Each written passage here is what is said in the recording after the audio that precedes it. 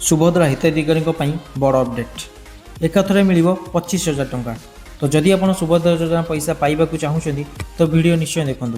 राज्य सरकार सुभद्रा योजना पंचम किस्ती को नहीं राज्यर लक्षाधिक महिला अपेक्षार रही बेले उपमुख्यमंत्री प्रभाती परिड़ा बड़ सूचना देइछन्ति। आसंता राखी पूर्णिमा अवसर में सुभद्रा योजना पंचम किस्ती योग्य हिताधिकारी बैंक खाता को जमा कर आसंता अगस्ट 28 तारिख पवित्र राखी पूर्णिमा अवसर में हिताधिकारी बैंक खाता को सुभद्रा योजना टंका पठाजिबो। एही संपर्क में उपमुख्यमंत्री प्रभाती परिड़ा आनुष्ठानिक सूचना देइछन्ति। एही उपलक्षे नयागढ़ में एक भव्य राज्य स्तरीय समारोह आयोजन कराजिबो।